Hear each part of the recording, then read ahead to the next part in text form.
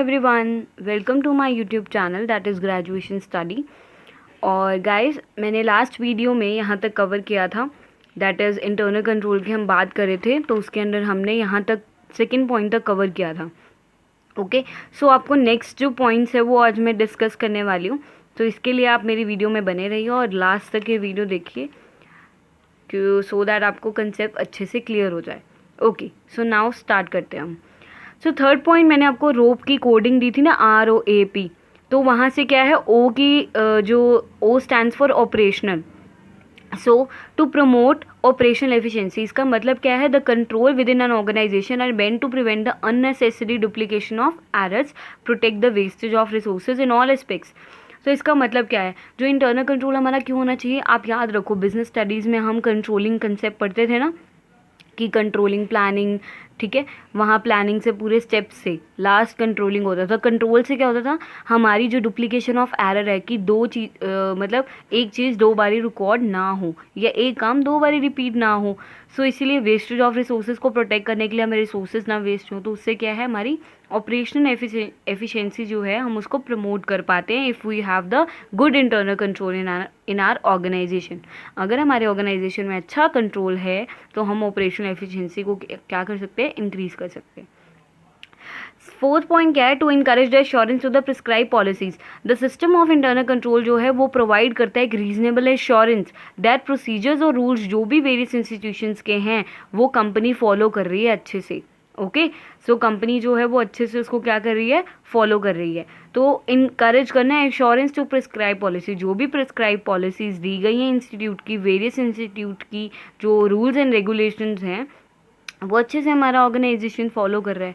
ठीक है, सो रोप जो था, आर से स्टैंड क्या था, रिलायबल डाटा हमें प्रोवाइड करता है। ठीक है, रिलायबल डाटा प्रोवाइड करता है। जो ए से था वो क्या था, एसेट्स और रिकॉर्ड्स को हमारे सेफ गार्ड करता है। ओ से क्या था, ऑपरेशनल एफिशिएंसी को इंक्रीज करता है। और पी से क्या था, प्रिस्क्राइब पॉलिसीज़ को एश्योरेंस देता है कि हम उसको अच्छे से फॉलो कर रहे हैं।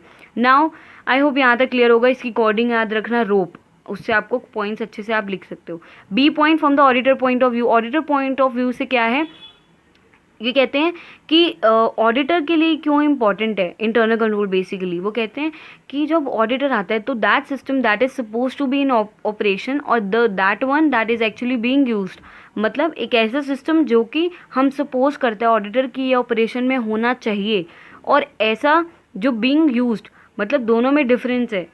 आपको जो operation you are suppose to be follow, जो आपको करना था आप वो नहीं कर रहे, लेकिन कुछ और ही फॉलो हो रहा है ऑर्गेनाइजेशन में, तो दोनों में बहुत ज़्यादा डिफरेंस है कि एक्चुअल में आप कौन सा यूज़ कर रहे हो और आपको करना कौन सा था।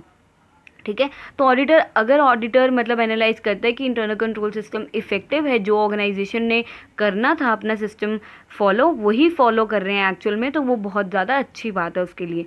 अदरवाइज तो कुछ सस्पिशियस फैक्ट्स है ही हैं जो उसको इन्वेस्टिगेट करना पड़ेगा। So auditor must have a thorough understanding of system, उसको अच्छे से डीपली एनालाइज करना है क्या सिस्टम फॉलो किया जा रहा है ऑर्गेनाइजेशन में।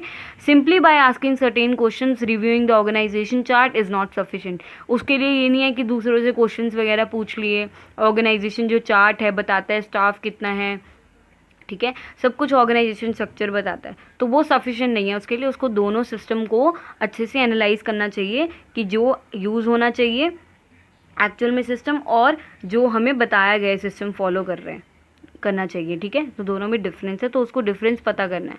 सो there are two ways to study and evaluate the client system of internal control. कैसे कैसे हम कर सकते हैं, एनालाइज कर सकता है वो, to determine whether an audit is possible. वो डिटरमाइन करेगा कि मेरी ऑडिटिंग जो है वहाँ पर पॉसिबल है या नहीं, अगर है तो determine the scope of audit. Scope of audit में क्या क्या आता है, जैसे terms of references, audit report बनाएगा, एक्सटेंड कितना ऑडिट उसको परफॉर्म करना है, इंटरनल कंट्रोल सिस्टम को चेक करेगा, एविडेंस जो भी है सपोर्टिंग उनको चेक करेगा, करेक्टनेस ऑफ एंट्रीज, जो भी एंट्रीज की गई हैं वो सही है या नहीं, degree of skill and care, उसको कितनी degree of skill and care apply करनी चाहिए, सस्पिशियस कोई फैक्ट है तो उसको प्रॉब्ड मतलब इंस्टेंटली उसको फाइंड आउट करना चाहिए, उस चीज़ को पता करना चाहिए कि अगर फ्रॉड हुआ है तो किसने किया है।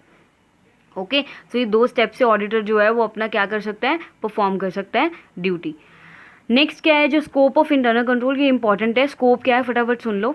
फर्स्ट पॉइंट क्या है, जर्नल फाइनेंशियल कंट्रोल। स्कोप जो होता है इंटरनल कंट्रोल का, उसके अंदर फर्स्ट पॉइंट है जर्नल फाइनेंशियल कंट्रोल। आपको फाइनेंशियली कंट्रोल में क्या क्या चीज़ें आएंगी, अकाउंटिंग सुपरविजन करनी है, आपको सुपरवाइज करना है, रिकॉर्डिंग एक्सेट्रा, इनको सबको चेक करना है, ठीक है। तो फाइनेंशियल पे मेनली कंट्रोल करना है।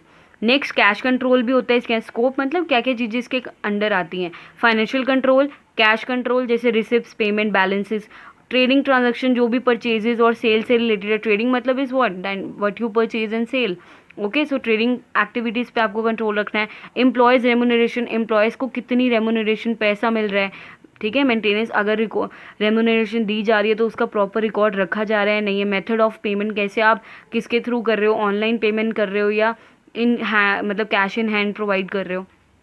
Capital expenditure method, the expenditure on capital asset, वो भी आपको प्रॉपर कंट्रोल के अंडर होना चाहिए, ठीक है, कि कितना आपने इन्वेस्ट कर रखा है।